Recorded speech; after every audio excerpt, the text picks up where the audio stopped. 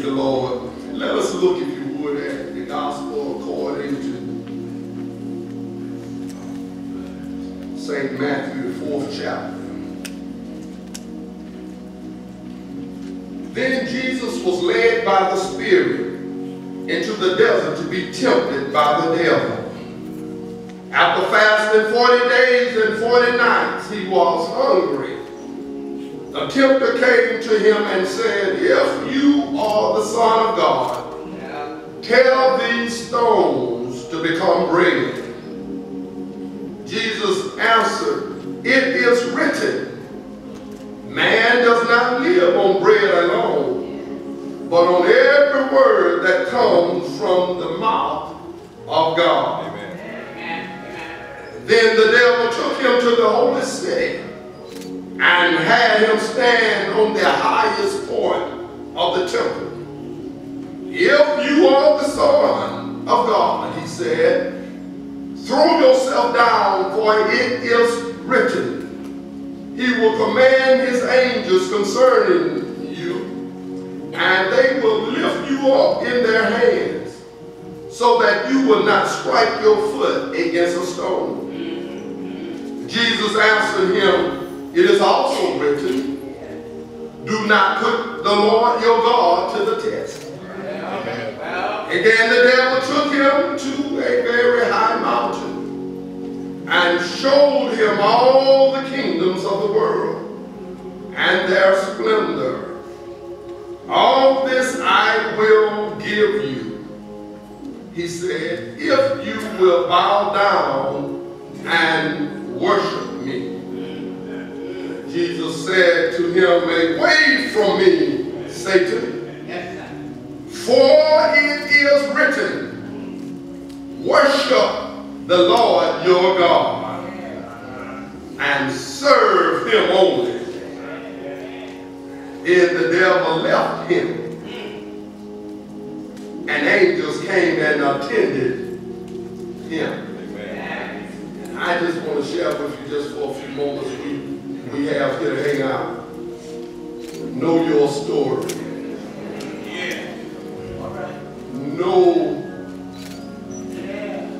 Know your story.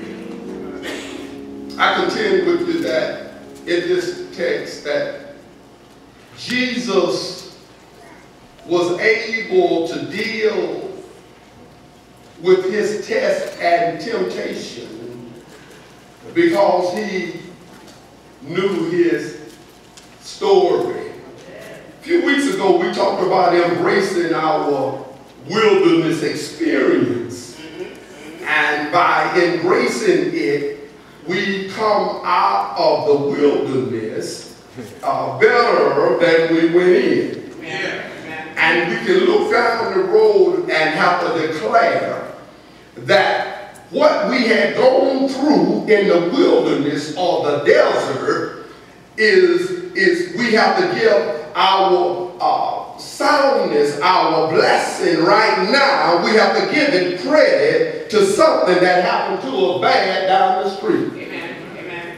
Y'all won't hear me. Go ahead. We understood that wilderness experience of the desert, if you will, that hard place in life, that we didn't think we would be able to make it. That indeed God had used that negative experience we went through and turned it into something good. I hear the songwriter saying, "I never would have made it." Some of us have to declare that had not we been through what we've been through, we wouldn't be able to appreciate where we are right now. And so we join Joseph in telling his brother haters who put him, sold him out into slavery, and left him for dead. And after they had to come back to him, they looked to him for assistance. And was worried about him turning against them. And David just had to smile at his haters and his brothers, his enemies, and just say, "Don't worry about it. If it had not been for y'all."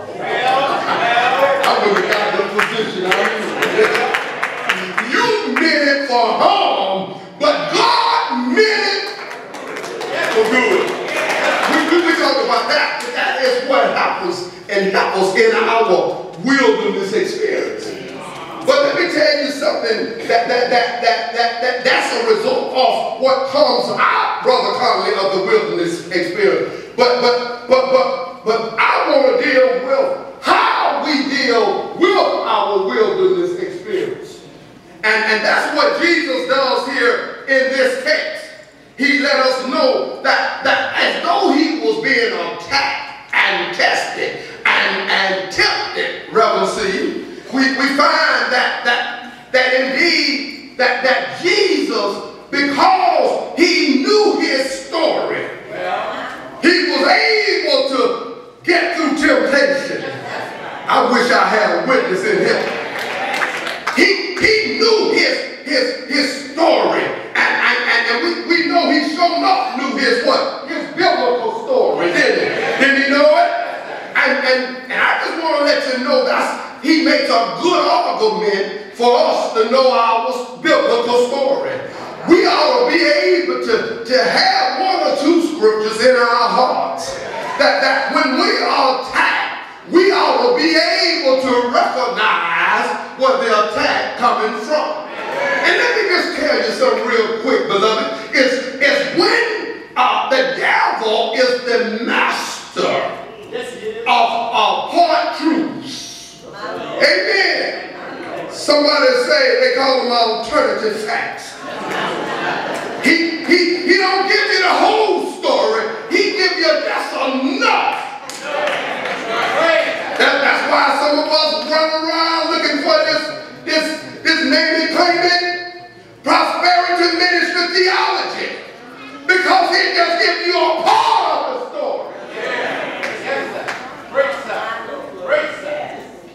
But it don't give you the whole story. So I come by to tell you, Jesus knew his story, didn't he? And let me tell you something, how I saw three facets of how the devil was attacking Jesus. At first, he appealed to the physical. Y'all won't hear me, do you? He came, you know where? He came to our stomach. He appealed to the physical. That part of us who will do anything to take care of the physical. You know, that's food, drink, and sleep, and shelter. That physical, that need a companion next to me. That physical. He appealed to the. Yes, he did. Right. Some of us will do anything to be pleased physically. Amen. They'll know what your weakness is. He knows that you'll do just about anything to have that physical need met. He came at the physical. And Jesus knew how to deal with the physical. But then you see the devil come back. That's right.